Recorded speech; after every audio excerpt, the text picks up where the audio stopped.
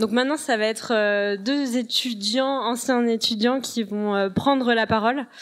Juste pour les introduire, je voulais vous dire qu'on les a sollicités par deux associations. Je voulais rapidement les présenter.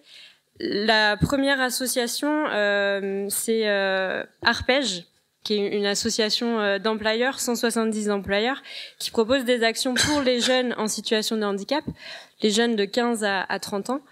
Et à l'automne dernier, ils ont organisé un événement pour des jeunes, un programme d'éloquence, qui s'est terminé par un très bel événement au Conseil d'État, où 13 jeunes, je crois, ont pu faire un discours dans le contexte de l'anniversaire de la loi de 2005. Donc Cyrus était au Conseil d'État et va aussi vous partager ce discours. Et l'autre association, c'est Éloquence de la différence, qui travaille en lien avec Arpège et qui a cette expertise justement de faire des programmes d'éloquence, de formation, avec vraiment des masterclass, des ateliers sur la prise de parole en public, sur l'art oratoire, et vraiment spécifiquement pour des personnes en situation de handicap, jeunes ou adultes, qui ont un handicap qui impacte la communication. Donc à l'origine, c'était des programmes éloquence du bégaiement, et maintenant il y a tout un tas d'actions qui existent. Donc je salue ces deux associations et surtout les étudiants qui ont participé à ces programmes. Et d'abord, ça va être Abdou qui va prendre la parole. Abdou est étudiant en master au pluriel, en master en sciences politiques et en master MEF. Il a participé à Éloquence du bégaiement et elle est en finale où il a obtenu le prix de l'engagement. Et vous verrez, c'est un discours engagé qui va vous faire. Abdou, je te laisse venir à ma place pour être debout et nous partager ton discours et tes mots.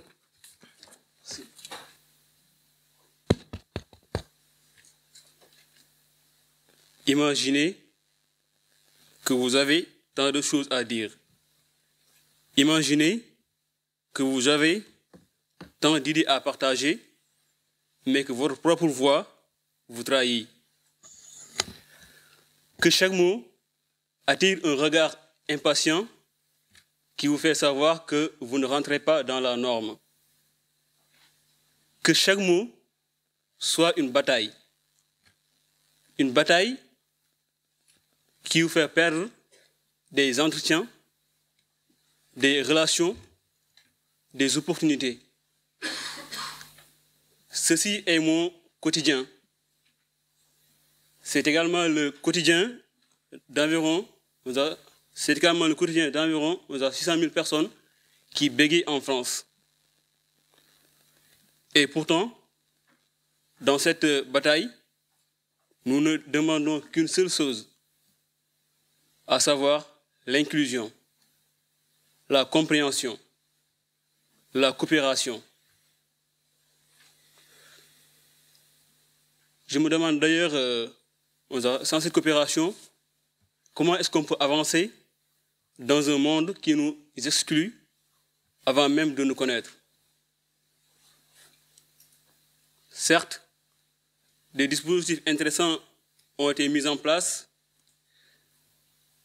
mais les personnes bègues continuent toujours de faire face à des difficultés majeures à l'école, en entreprise, ou bien même lors de la recherche d'emploi. C'est du moins ce que moi j'ai vécu ces dernières années. Puisque depuis l'âge de 18 ans, ma voix s'est brisée en hésitation, en silence forcé, un regard insistant. Le bégaiement est entré dans ma vie sans prévenir.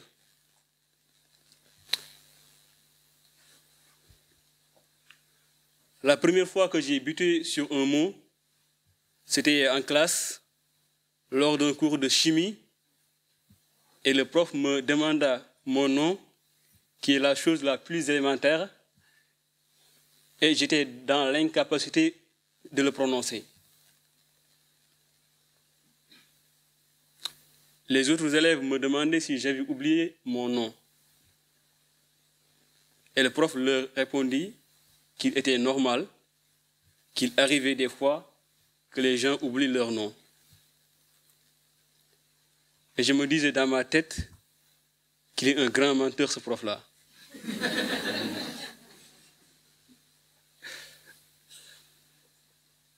Mais les années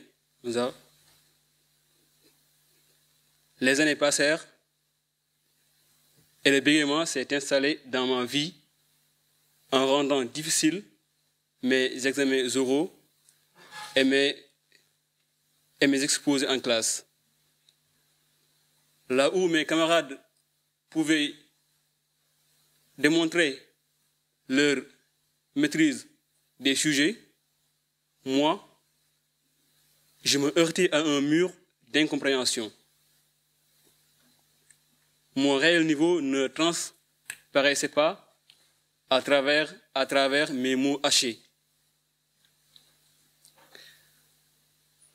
Le monde professionnel ne m'a pas épargné non plus.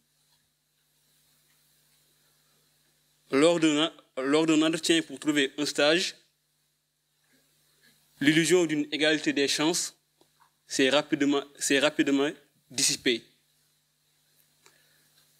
Le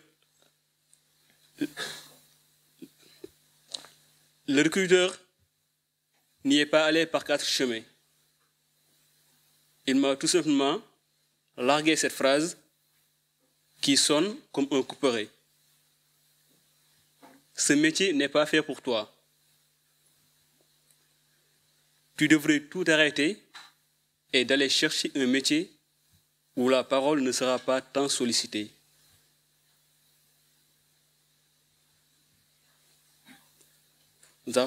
Pas pour moi, parce que je parle de manière différente, parce que je ne rentre pas dans vos normes de communication fluide. Une personne qui bégaye n'a-t-il pas le droit de demander un stage en communication publique? En ce moment, ce n'était pas mon parcours ou mes compétences qui comptaient, mais plutôt mon handicap, ma façon de parler, mon bégaiement. Je suis resté des mois à avaler cette pilule.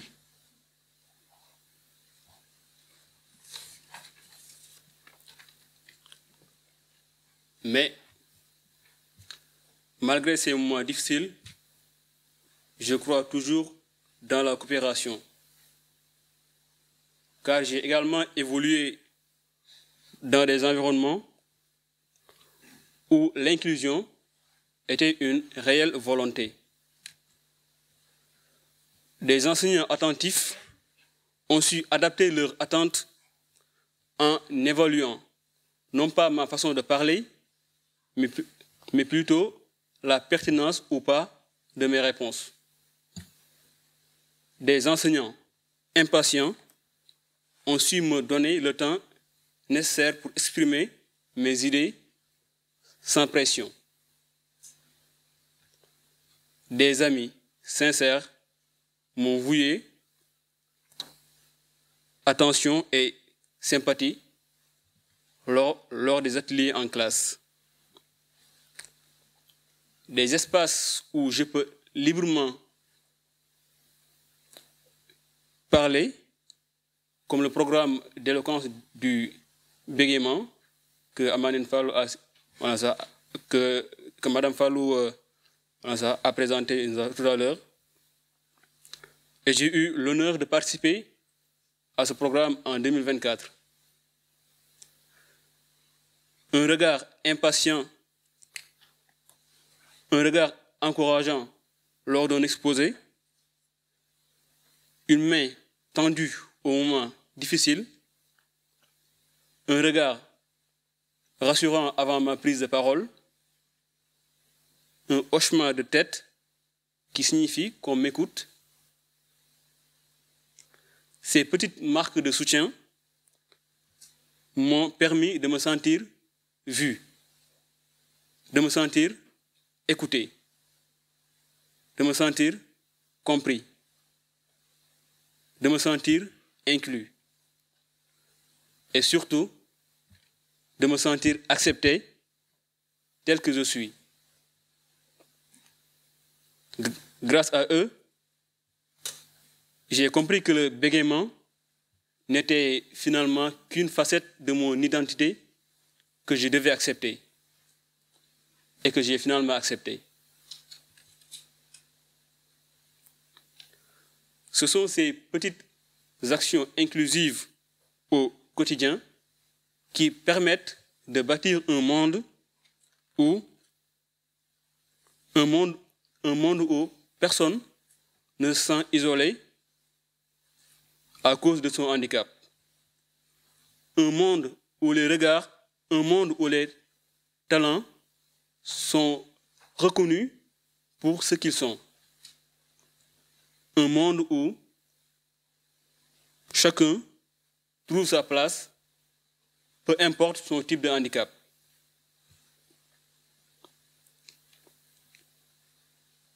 Je vous invite à renouer avec cette vision et à la promouvoir partout, tout le temps, car je suis convaincu que l'inclusion et la coopération sont les seules voies vers un avenir équitable pour tous.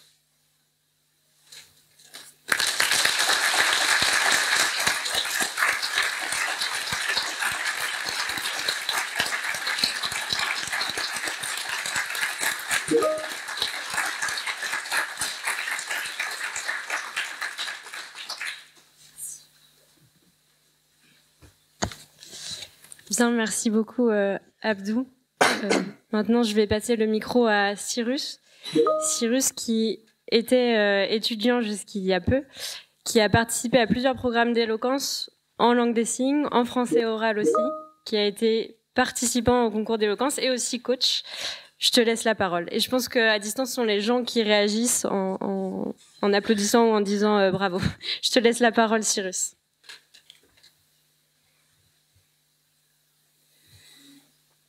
Je suis ici aujourd'hui en tant que personne sourde, signante et oraliste, diplômée d'un master en octobre dernier. Et depuis 4 mois, je suis officiellement rentré dans la vie active avec mon premier CDI en tant que product owner junior. Ce sont des titres qui résonnent comme des réussites. Et le sont. Mais derrière ces mots, se cache une réalité bien plus complexe, marquée par la souffrance, la discrimination et un combat quotidien. Quand j'ai commencé mon parcours dans les études supérieures, j'avais un rêve simple, réussir comme n'importe quel étudiant. Mais très vite, ce rêve s'est heurté à un mur fait d'ignorance, de maladresse, parfois même un mépris. On parle souvent d'égalité des chances, mais permettez-moi de vous dire, pour les personnes sourdes, ces chances sont souvent absentes. Durant mes études, j'ai été confronté par une réalité brutale. La surdité est un obstacle, non pas à cause de ce qui est, mais à cause de ce que le système ne fait pas.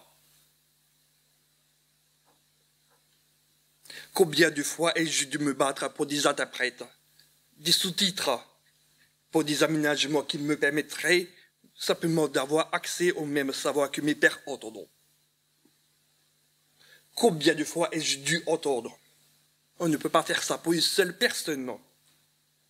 Comme si mon droit à l'éducation et à la formation était un luxe et non une évidence. Ces combats m'ont épuisé, littéralement. Il y a eu des moments où j'ai voulu abandonner, où la fatigue émotionnelle était écrasante. Des moments où je me suis effondré, victime du burn-out. Pas parce que l'écho était difficile, hein. Parce que j'étais seul à porter le poids de mon accusation.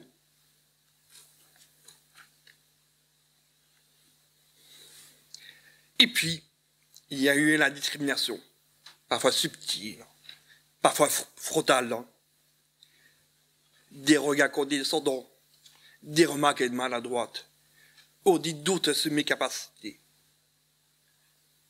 Simplement parce que je peux communiquer différemment. La souffrance, dans ces moments-là, n'était pas seulement d'être incompris, mais d'être réduit à ma solitude.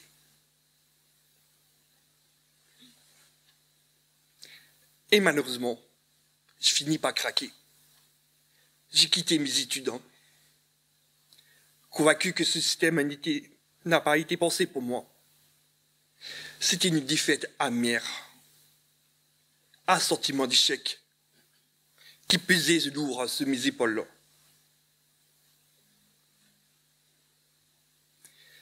Mais malgré cette souffrance, je suis toujours là et j'étais à rêve. J'ai rêvé d'un monde où les étudiants sourds n'auraient pas à se battre chaque jour pour exister. Je sais qu'il y a dans cette salle des représentants du ministère de l'enseignement supérieur, ainsi que des universitaires. Je profite de votre présence pour vous dire que j'ai rêvé d'un campus universitaire en France, un lieu pensé pour et par les sourds, un lieu qui mettrait la langue signe française au cœur de son fonctionnement. Imaginez un campus où les professeurs s'expriment exclusivement en langue signe française, où les cours sont accessibles à tous, grâce à des interprètes, des outils comme la vidéotypie, outil que vous voyez à côté de moi. Aujourd'hui, un campus dit inclusif, où les entendants et les sourds oreillistes seraient également bienvenus, mais où la langue signe française serait valorisée comme une richesse, mais pas comme une contrainte. Aux États-Unis, l'université Gallaudet prouve que ce rêve est possible. Pourquoi pas en France? Pourquoi ne pas offrir aux étudiants sourds un espace où ils peuvent apprendre, échanger, s'épanouir, sans avoir à justifier leur place? Ce rêve, je le porte parce que je sais à quel point il est urgent de transformer nos systèmes éducatifs. Personne ne devrait choisir entre ses ambitions et un système qui ne les accueille pas. Les obstacles que j'ai rencontrés ne sont pas une fatalité. Ils sont le reflet d'une société qui n'a toujours pas compris que la diversité est une richesse. Aujourd'hui, en tant que produit en junior, j'ai atteint cet objectif, malgré tout. Mais ce parcours, je le souhaite à personne. Personne ne devrait souffrir comme je l'ai fait pour réussir. Alors, à vous qui m'écoutez, je vous lance un appel. Construisons un monde où la langue signe française a la place qu'elle mérite, où l'accessibilité n'est pas un privilège, mais une norme, où les rêves de chacun peuvent devenir une réalité, sans discrimination ni souffrance. Et Assène et ceux qui sont comme moi portent la langue signe française et la surdité comme une partie de leur identité. Je veux dire ceci, votre différence est une force. Ne laissez jamais personne définir vos limites.